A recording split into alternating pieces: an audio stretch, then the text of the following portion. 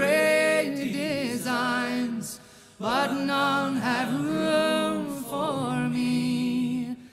They see a world where everyone is rich and smart and young.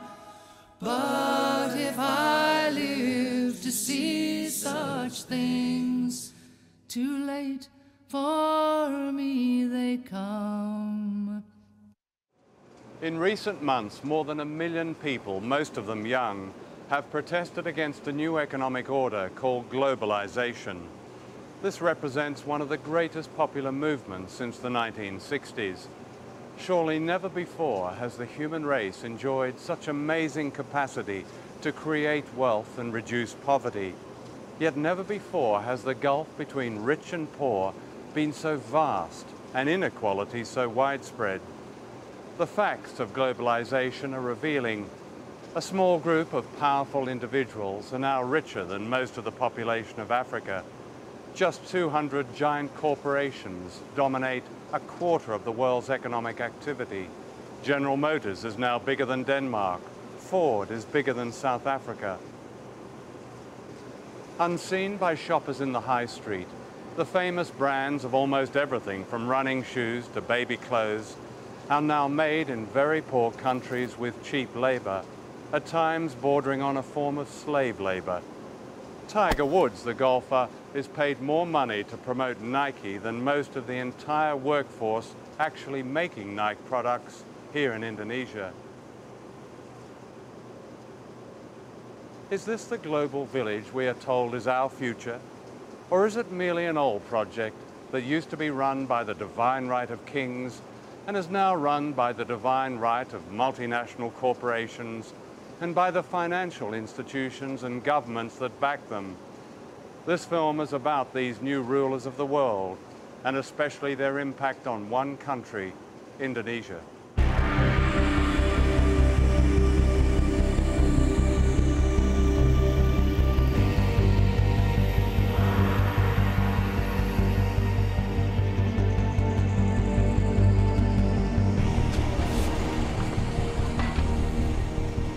Indonesia is where the old imperialism meets the new.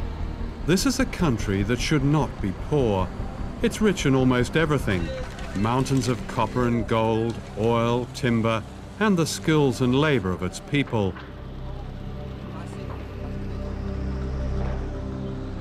Colonized by the Dutch in the 16th century, Indonesia was plundered by the West for hundreds of years, a debt that is yet to be paid back. Ratusan tahun lamanya Indonesia itu dihisap oleh negara-negara utara. Bukan hanya Indonesia, semua negara-negara kulit berwarna. Sehingga Barat menjadi kuat, menjadi makmur, menguasai keuangan dan perdagangan sampai sekarang. Nah, sekarang didikte oleh IMF, oleh Bank Dunia. Negeri yang begini kaya diubah menjadi negara pengemis sekarang, Indonesia. Karena tidak adanya karakter pada elit.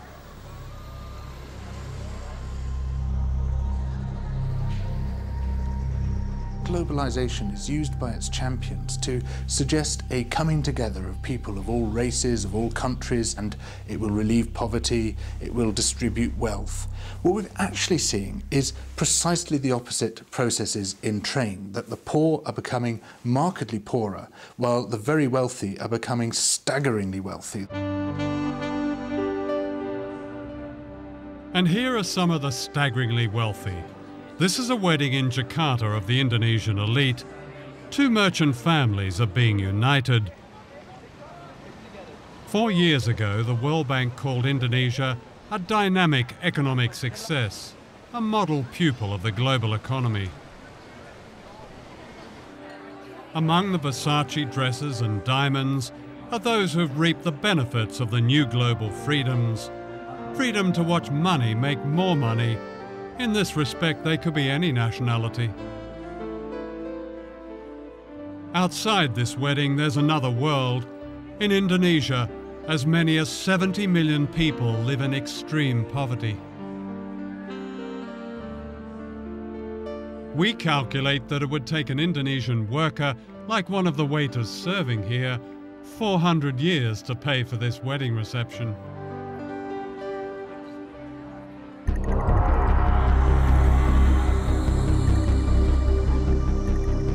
Less than 5 miles away is the backyard of the global economy, the site of the dynamic success you don't see. This is a labour camp that's home to workers who make the clothes we buy in the high streets and shopping malls. This is the human price paid for our fashionable trainers, our smart shirts, our jeans with a tag that says, "Made in Indonesia." Young people living here who make the famous brands are paid on average the equivalent of 72 pence a day, about $1. That's the legal minimum wage in Indonesia. According to the Indonesian government, it's just over half a living wage. The dormitories are made from breeze blocks and packing cases. When it rains, they flood. There are open sewers and no clean running water. Many of the children are undernourished and prey to disease. While I was filming here, I caught dengue fever, carried by the mosquitoes which infest these slums. It kills children. The conditions here are not very different from workers' camps in other parts of Asia, in Africa and Latin America, where the famous brands are also made cheaply for lucrative Western markets.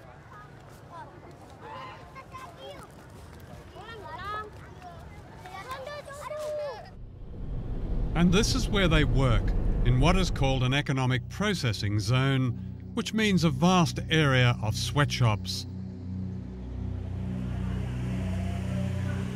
The factories may look modern, but once you step inside, you feel the claustrophobia of the workers, the sheer frenzy of their production, and you see their fatigue. John Pilger. Posing as fashion buyers, we film secretly in this factory. The factories are owned by Taiwanese and Korean contractors who employ cheap labour to make the products of famous brands such as Nike, Reebok and Adidas. We looked at one famous brand, Gap. The working conditions we found are by no means the worst. So you do Gap, of course. You do lots of Gap. And I mean the quality control of Gap, I think, is excellent. In the future, We found more than 1,000 mostly young women working crowded together under the glare of strip lighting in temperatures that can reach 40 degrees centigrade. The only air conditioning is upstairs where the bosses are. Working hours can vary and can be increased dramatically when an urgent export order has to be met. We surveyed 5 factories regarded as typical, and I interviewed workers from all over Jakarta. You work a 24-hour shift with just a couple of breaks, and then 2 hours later you start another shift. So in effect you work a 36-hour shift. Saya kerja long shift tuh dari jam 7.30 sampai pagi lagi 7.30, pas terakhirnya sore jam 18.30. Are you given any choice? Nggak bisa. What would happen if you refused to do this 24-hour shift? Ya mungkin ada hukuman, tapi belum pernah menolak sih. Jadi takut aja. On these long 24-hour shifts, do you recall what labels you were packing? Kebanyakan Gap sama Olevi. Do any of the people from the Gap company ever visit your factory? Sering. Do they ever ask you about or investigate the working conditions, your working conditions? Dulu pernah ada tuh, tapi di personal tuh anaknya tuh udah dikontak duluan gitu, udah nggak boleh ngomong yang salah gitu, harus sesuai omongan dari personalia. What did they tell you to say? Ya misalkan nggak bilang lembur long shift, terus pokoknya Tidak boleh membuka rahasia perusahaan, tidak boleh menjelek-jelekan perusahaan. This is what the Gap company calls a code of conduct. In response to criticism, famous global brands like Gap have come up with these codes. They say the idea is to set standards and protect workers, but how effectively is it enforced? You have to come to Indonesia to really realize what codes of conduct means, and that it is almost useless to exercise or to implement code of conduct here in this country, because this government is always campaigning cheap labor here in Indonesia to attract the foreign investment, and codes of conduct cannot do anything about that. And because Indonesian workers is already very poor, and the rate of unemployment here is very, very high, so that people will work whatever kind of work they have, or how much they paid, they will still work. The Gap company stipulates a maximum working week of 60 hours. It says workers may refuse overtime without any threat of penalty. Are there people who do extraordinary shifts, like much more than 12 hours, even up to 24 hours? Ada kemarin QC juga ya, finishing itu dari jam 8 sampai jam 12 malam. Sampai jam 12 malam karena dengan alasan ini mesti diekspor. Kondisi mereka berdiri dari jam 8 sampai jam 12 itu berdiri, nggak ada duduk. 16 hours standing. Iya. Is that common? Kalau ekspor yang ini, ekspor harus selesai targetannya tanggal sekian, mesti. Is the Gap Code of Conduct displayed in the factory? Pasang sama sekali, bahkan peraturan perusahaan pun tidak ada yang dipasang di tingkatan pabrik. Nggak ada. Nggak usah kode etik. Peraturan di dalam perusahaan itu nggak pernah dilihatin dengan kami, apalagi kode etik dari suatu barang. These boxer shorts were made in one of the factories we investigated. Before we left London, we bought a pair at a Gap store in Oxford Street for £8. Out of that £8, an Indonesian worker gets less than 4 pence. It's the same for running shoes that sell here for £100. Out of that £100, a worker gets around 40 pence. That wouldn't even buy the laces. Ya kami kaget, benar-benar ya. Oh ternyata kami dalam satu celana ini kami bisa menguntungkan pengusaha begitu banyak, apalagi ribuan celana. Sehari minimal kami harus menghasilkan 3.000 celana. Itu minimal. Last year, the chief executive of Gap earned more than $5.5 million. The profits of Gap were $1.38 billion, and this is typical of many companies. In order to protect the workers in this film, we have not named the factories we investigated. In Indonesia, as in other countries which have sweatshop economies, workers who speak out face the danger of victimization from contractors and violence from anti-trade union forces. Dita Sari, a trade union leader, was herself imprisoned and tortured. Codes of conduct must be monitored by trade unions.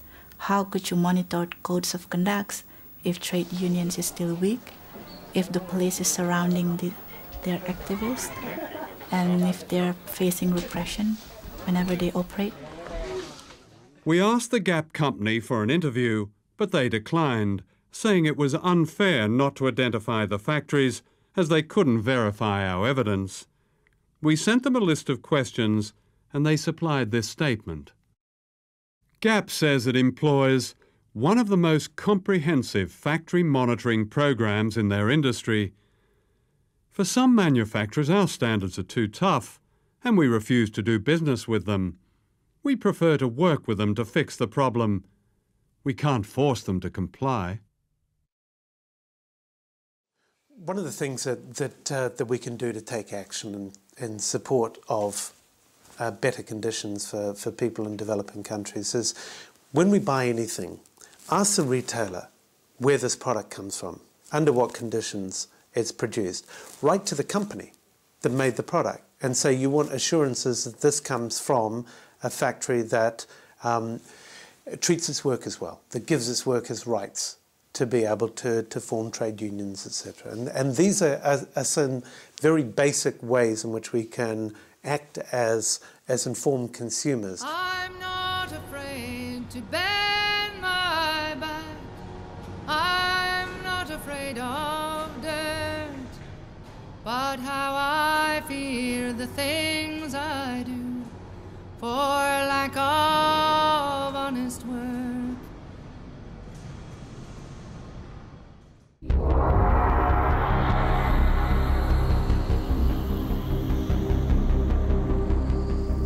Globalization in Asia has a secret history. The great sweatshops and banks and luxury hotels in Indonesia were built on the mass murder of as many as 1 million people, an episode the West would prefer to forget.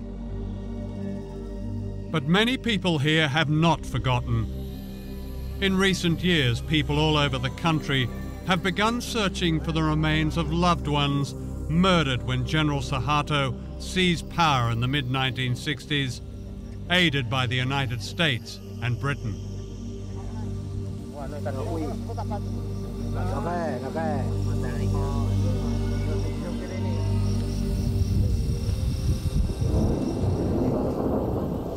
Until recently, the truth of this episode has remained so secret that this is the only known photograph of the atrocities.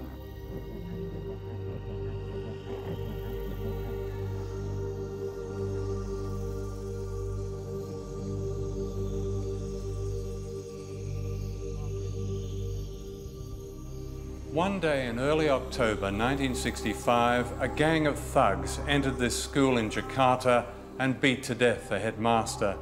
He was suspected of being a communist. His murder was typical of the slaughter of more than 1 million people, teachers, students, civil servants, peasant farmers. Described by the CIA as one of the worst mass murders of the 20th century, the origins of this terrible episode have been covered in mystery. Certainly it brought to power General Suharto, but what is now emerging is the extent to which he was secretly backed by the United States and Britain and by Western business leaders. Within a year of the bloodbath, Indonesia's economy was effectively redesigned in America, giving the West access to vast mineral wealth, markets and cheap labor, what President Nixon called the greatest prize in Asia. To Western business, the great value of General Suharto was that he succeeded in getting rid of the founder of modern Indonesia, Ahmed Sukarno, a nationalist who believed in economic independence for his people. He kept the great Western corporations out of Indonesia and threw out their agents, the World Bank and the International Monetary Fund. It was only when one of his generals, Suharto, seized power that the door was open to Asia's greatest prize. When the Suharto regime came in after the putsch, they were able to make a lot of the fact that they were calling the IMF and the World Bank back in. They were going to rescue them, you see, and British propaganda in particular made a lot of this. You know, the IMF was decent and it was going to bring order and everything was going to be lovely in the Indonesian garden. And as I say, a British diplomat still alive has said to me that was very much a part of the deal. Britain and the United States secretly conspired to back General Suharto. The American ambassador assured him that the US government is generally sympathetic with and admiring of what the army is doing.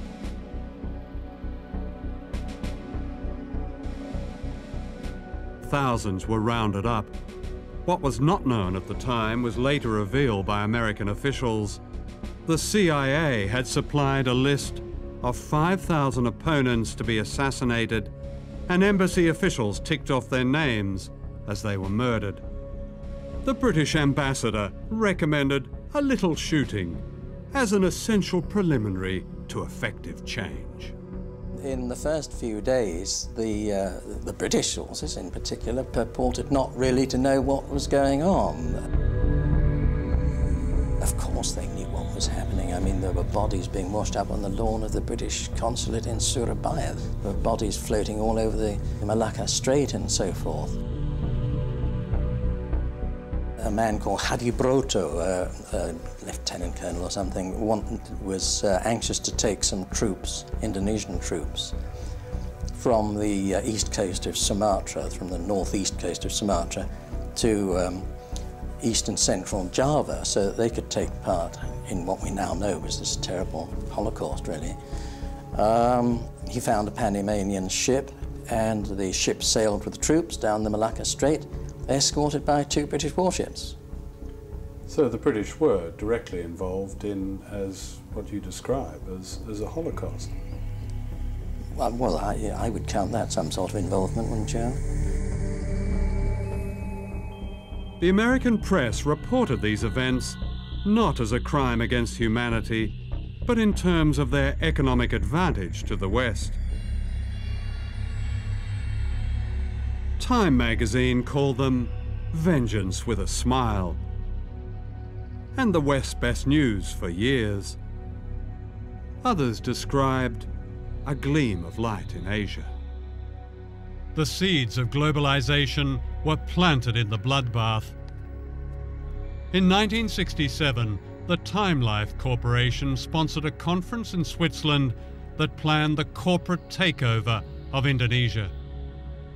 It was attended by the most powerful businessmen in the world, such as David Rockefeller. The giants of Western capitalism were represented: the oil companies, the banks, General Motors, British Leyland, ICI, British American Tobacco, Lehman Brothers, American Express, Siemens. Across the table were Indonesian leaders approved by General Suharto. For Western business, it was the start of the gold rush which later became known as globalization. No one mentioned the killing of 1 million people.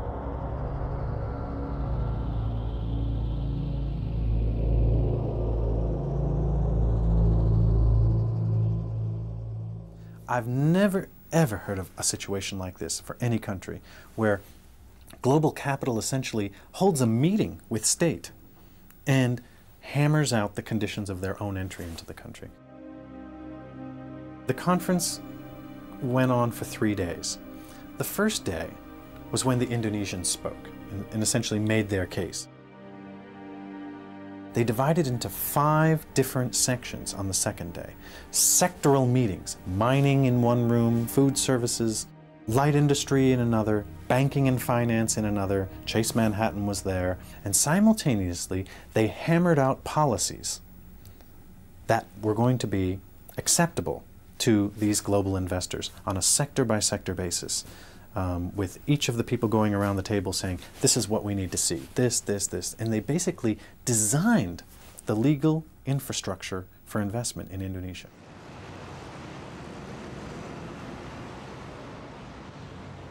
Was the foreign business community here aware that they were dealing not just with a corrupt, nepotistic dictatorship, but also with a mass murderer?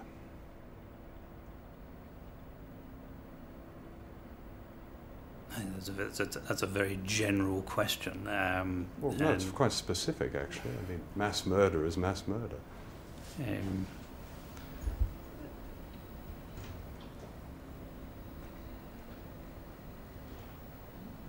The fact that many people have died in Indonesia in unfortunate, tragic circumstances at the directly or indirectly as a result of the previous regime is hugely unfortunate. Whether if foreign investment had not been here, that would have prevented in any way those events occurring. Nobody has perfect vision on what might have been.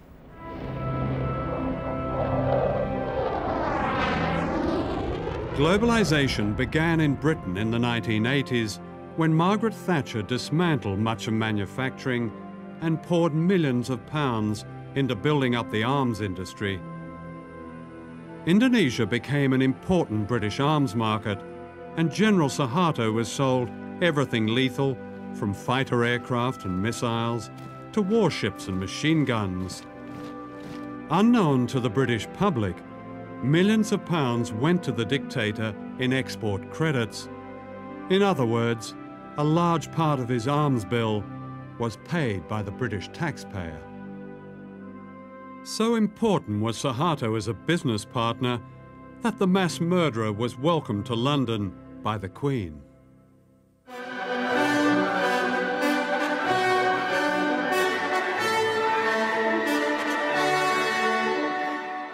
Who are the new rulers of the world? Their empire today is greater than the British Empire ever was. This is the centre of this new empire, all within a square mile in Washington. Down the road from the White House and the US Treasury is the World Bank and the International Monetary Fund.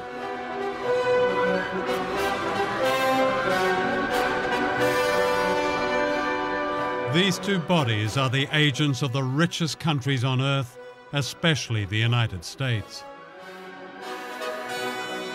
The World Bank and the IMF were set up near the end of World War II to rebuild the economies of Europe. Later, they began offering loans to poor countries, but only if they privatized their economies and allowed Western corporations free access to their raw materials and markets. Debt has really been used as an instrument in order for the IMF and the World Bank to get their policies implemented in many developing countries. And we're into a situation now where the poorest countries are in a cycle, a vicious cycle of poverty. They can't get out. And the kind of debt cancellation that's been given still will not allow them to get out of this poverty trap. It's not a question of debt forgiveness, because actually many of the debts were incurred under pressure from the international institutions or were given in collusion with governments which weren't acting in the interests of their people. Let me ask you, do you know the difference between Tanzania and Goldman Sachs? Tanzania is a country that has a gross national product of $2.2 billion and shares it between 25 million people. Goldman Sachs is an investment firm which has annual profits of $2.2 billion and shares them among 161 partners. That's the world we're living in now.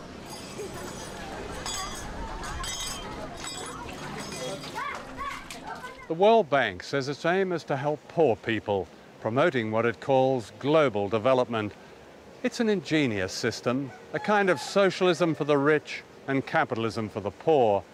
The rich get richer on running up debt, cheap labour and paying as little tax as possible, while the poor get poorer as their jobs and public services are cut back in order to pay just the interest on debt owed by their governments to the World Bank. Here in Indonesia, where most people are poor, the handouts to the rich have been extraordinary, to say the least. Internal documents of the World Bank confirm that up to a third of the bank's loans to the dictatorship of General Suharto went into the pockets of his cronies and corrupt officials. That's around $8 billion.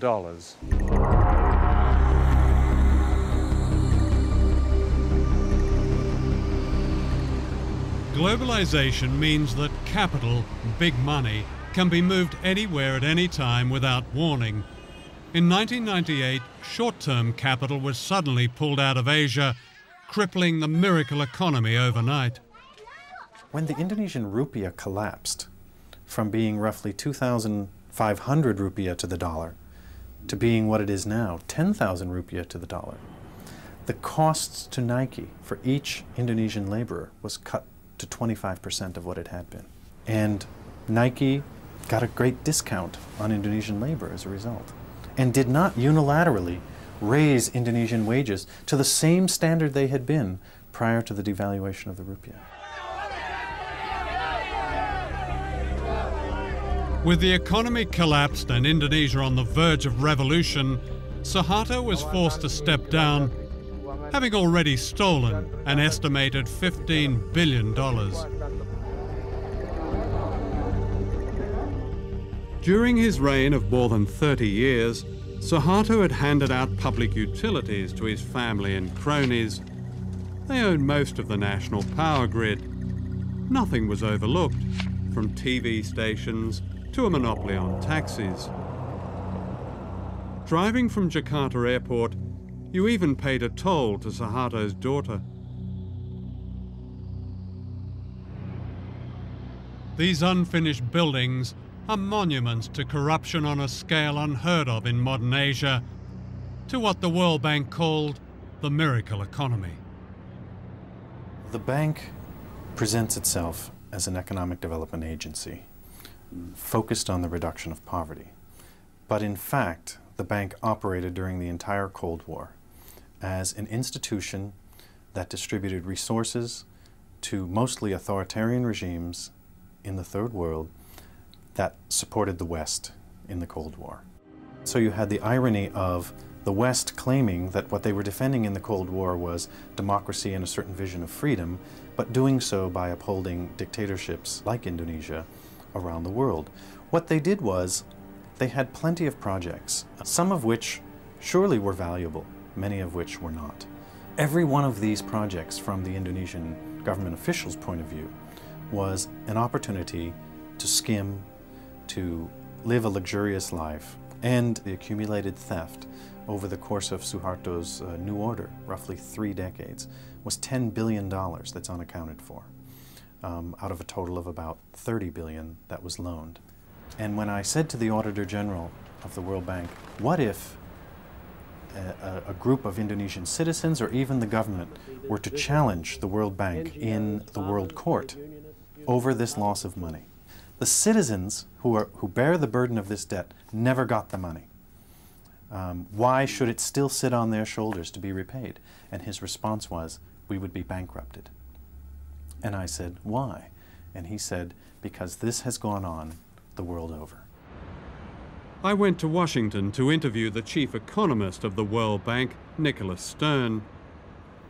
I asked him to explain how almost 30% of World Bank loans to Indonesia had been lost or stolen. We simply don't know what that number is. Here's your own internal report, August 97. I quote, "We estimate that at least 20 to 30% of Government of Indonesia development budget funds are diverted through informal payments to government staff and politicians." That number was plucked out of the air. Lots of times we have to guess with numbers, and the person who wrote that was guessing. Somebody comes up with a number and it gets recycled. But a lot of money. I don't want to dismiss the issue. It's just, let's not get hung up on one figure, which isn't a particularly hard no, figure. but I mean, if it's a third of what the World Bank has put into one country, no, then it's a serious question.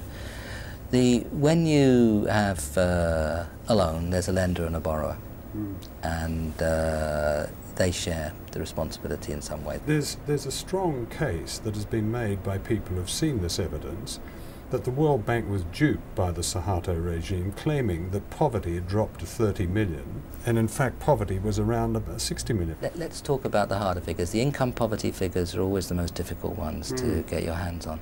But I think the illiteracy figures in the infant mortality figures are in this case probably more reliable. And there was some progress during that 30-year period, significant progress, I mean cutting illiteracy by half and so on. That's a very important step forward, so let's not lose sight of that. In 97, the World Bank described the economy under Suharto in a famous report as absolutely dynamic, doing everything right, terrific, brilliant. You know, by that time the whole Asian thing had already started to collapse. It wasn't until the following year that the World Bank, for the first time in 30 years, had anything to say about a regime that is guilty of mass murder. Why was there such a silence that seemed to a lot of people simply to be complicity with this murderous dictatorship. I think if we look back on our analysis of the economy and the politics at the time, we got a number of things wrong, and we have to understand that. We're going to get things wrong again. Not so many people called the Asian crisis before it happened. We failed along with That's your job, though, isn't it? You're all economists with fantastic degrees and brilliant backgrounds, and how can you get it that wrong? We're going to get it wrong some of the time. I think non-economists get it wrong a lot more often than economists. But this isn't a precise game, and there are going to be a number of occasions in the future where we get things wrong too. So globalization creates debts, and debts creates misery, creates unemployment, creates the crisis, creates privatization, a lot of states' enterprise being privatized. So people will have to pay more to have an access for instance, like health, education. So it's not natural. Debts is not natural. It's designed. So in effect, the money stolen by the Suharto family is being repaid. Yeah. By us, by the children.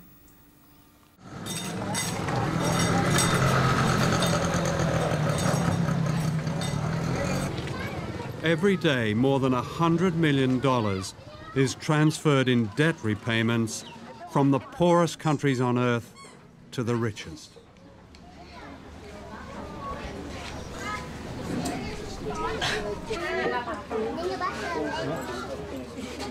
The poverty of families like this is paying off Indonesia's huge debt. The conditions of the IMF's latest loan include a reduction in subsidies on certain fuel and food. Half this man's monthly wage of less than £40 goes on medical treatment for his children who suffer from a serious blood disorder. As prices go up, he cannot even afford the special drugs that keep them alive. Keadaan anak saya yaitu yang pertama dia menderita sakit. Jadi tiap bulan dia harus transfusi darah. Jadi kalau seandainya nggak transfusi darah, dia tiap akhir bulan itu pucat kayak sekarang contohnya. Bibirnya udah pada putih dua-duanya. Jadi akhir bulan itu mesti harus transfusi darah. Itu udah pasti. Pusingnya bukan kepalang. Ya kalau seandainya saya sakit gitu nggak bisa masuk kerja, ya udah apa boleh buat. Paling kita bisa cari pinjaman buat berobat anak gitu. Nanti setelah kita kerja lagi baru kita bayar gitu. Kita cicil. Udah mandi kok Mbak Sis. Kalau seandainya gitu ya, barang-barang naik, sedangkan UMR gaji gitu naiknya nggak seberapa, ya kita otomatis ya kita serahin diri sama Tuhan aja dah. Mungkin yang jelas mungkin berobat pun kayaknya nggak bisa. Jadi kita pasrah apa adanya. Sebab gimana kalau kita paksain untuk harusnya setiap pagi anak-anak kasih teh manis, sekarang enggak. Susu juga enggak. Ya paling kita bisanya teriak sama pemerintah, ikut lewat FNPBI begitu. Kita tuntut pemerintah dengan supaya naikin UMR 100%. Yang penting sekarang kan alhamdulillah bisa ketemu buat berobat. Biar walaupun kita makan pakai ikan asin, tapi udah alhamdulillah. In the global economy, one American corporation dominates the world trade in food grains, while almost half the world's population, like this family, attempt to live on less than $2 a day.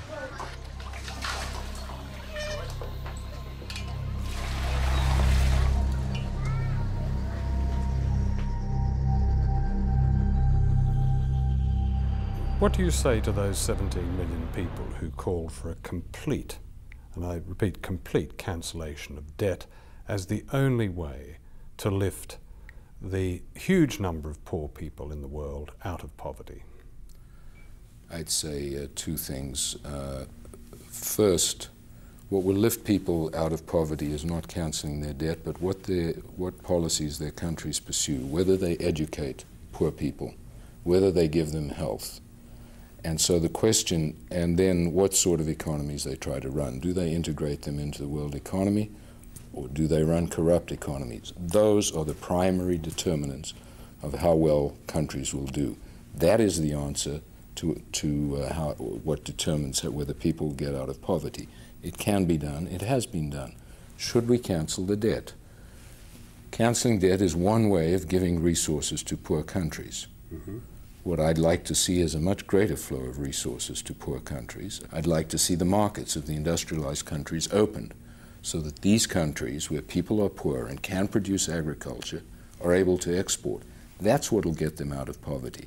The statement, debt relief is the only thing that will get them out of poverty, is wrong. It would help, provided it is accompanied by a whole set of other measures. But surely debt, even in one's own life, and especially a poor person's life, is the greatest cause of real poverty.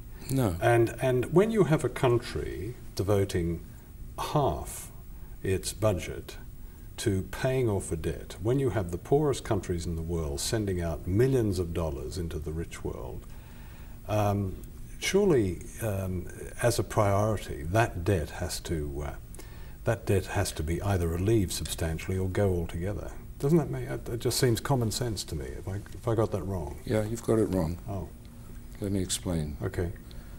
First of all, you are indebted, and I am indebted. And I would not be better off if I asked somebody to come and cancel my debt, because I'd never be able to borrow again.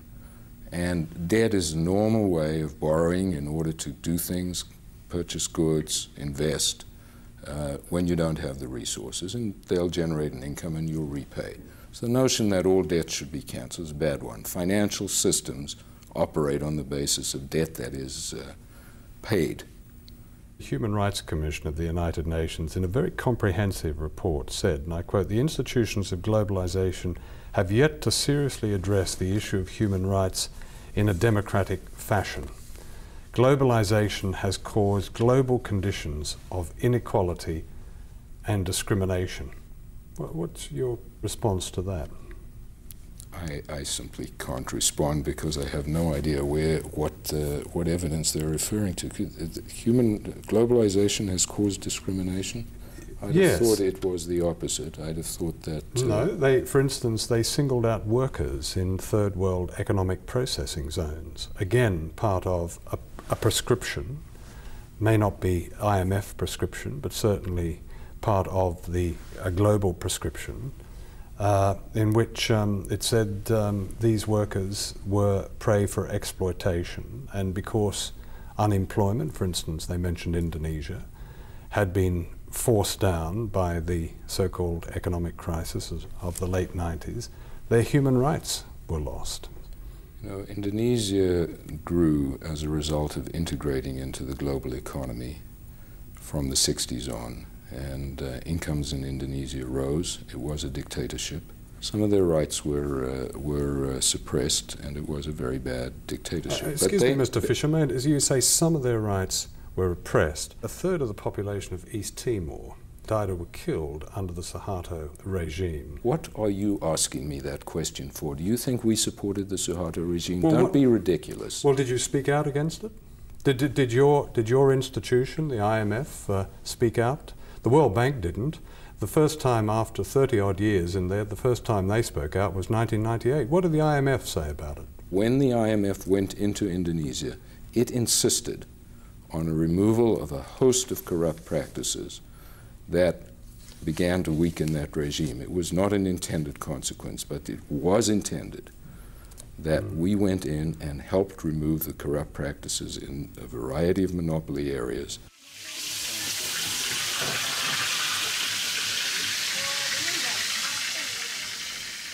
And because now the government, as recommended by the IMF, has already cutting off a lot of subsidies, not only oil and electricity, but also water and education and subsidies and agriculture. So it means that the workers, if they have sons or daughters, they have to pay more if they want to put their children to school. Before, of course, people eat 3 meals a day. But now they have to also make efficiency. So they eat, instead of 3, they eat twice a day. And or they reduce the quality of the food. So that's why maybe the level of productivity is getting lower, because people are getting poor and getting tired, and if you are tired you cannot work properly.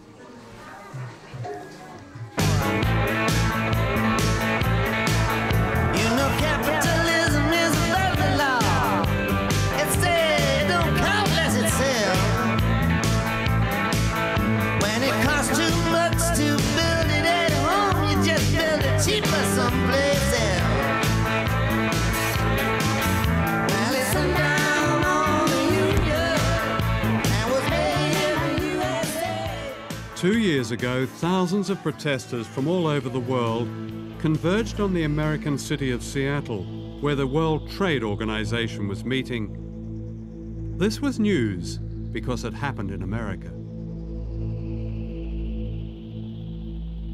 And yet throughout the world, in Africa, Latin America, Asia, a deeper movement against globalization has been growing for years, but this is not considered news.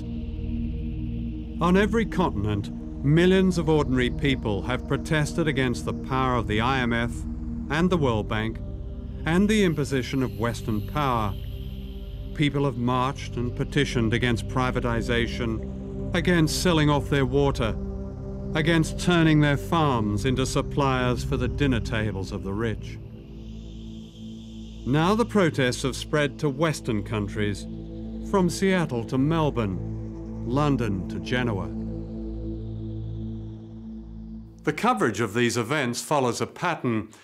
It seems it's only news when there's violence, even when the great majority of the protesters are peaceful.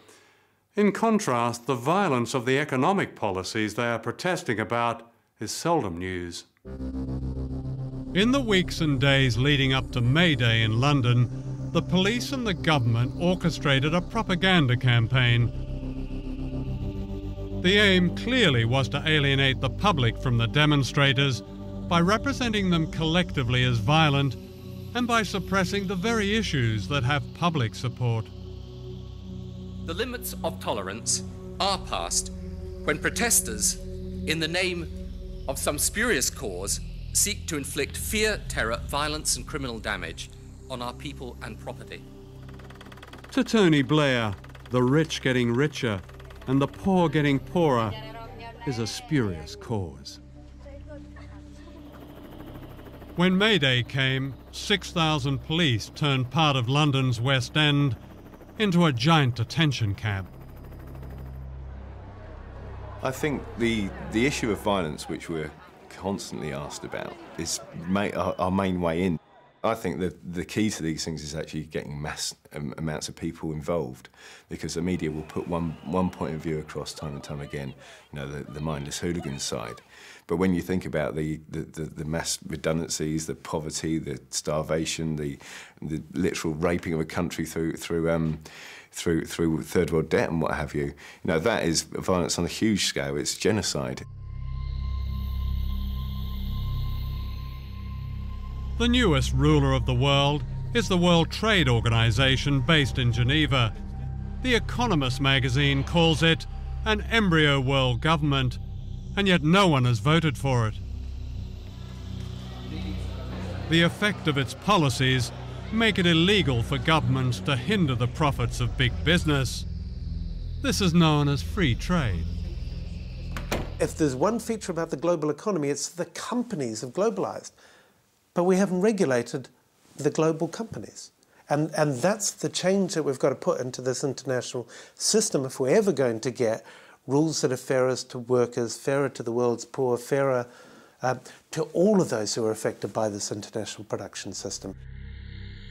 People can't stand by, they can't be spectators when we're faced with forces like this. They join this movement and the movement starts to gather momentum. Already we've had some extraordinary successes. We managed to stop the implementation of a crazy idea called the Multilateral Agreement on Investment, which would have allowed corporations to sue governments for the removal of any law which they didn't like. Now, that was being promoted, that idea, by the 29 most powerful countries on earth. It was being promoted by all the major multinational corporations and all the big institutions such as the World Trade Organization. And a ragged band of dissenters around the world managed to stop it. We beat them. And if we can beat that, we can beat anything. What is with the people is the fact that the corporations and the superpower are using more and more fabricated propaganda. People can now see through the spin. People know they cannot believe anymore what is said. And the people are starting to withdraw their support. They're starting to say, no, a government that only protects the Pepsi and the Coke and the McDonald's is not our government. In rich countries like Britain, globalisation is well advanced. The disastrous selling off of the railways and the creeping privatisation of everything from healthcare to air traffic control. The financial pages celebrate a booming economy, yet 1 in 5 British children grows up in poverty. There are almost 10 million Britons living in poverty. The gap between the rich and the rest gets wider, and this is said to be a spurious cause. All over the world, millions of ordinary people are asking why they have no say in decisions that bring hardship to their lives. They don't accept the view of President Bush and Prime Minister Blair that there's no other way. In Britain, the fact that only 25% of the electorate voted for the Blair government is part of this great unease. Why, people ask, should we accept a system of winners and losers, a system that puts a dollar sign on every public service and almost every human value? Why not abolish the World Bank and the IMF and the World Trade Organization and replace them with genuine trade and development institutions that are democratically accountable? And why not cancel a debt that condemns nations like Indonesia to poverty and disease? These are dangerous times. The one superpower left in the world has made its ambitions clear. This is a document of the United States Space Command. It says, the globalization of the world economy will continue with a widening between haves and have-nots. It says only military dominance will protect America's commercial interests. Why should we accept this? Why should our children have to face these divisions and dangers? None of them is God-given. All of them can be changed.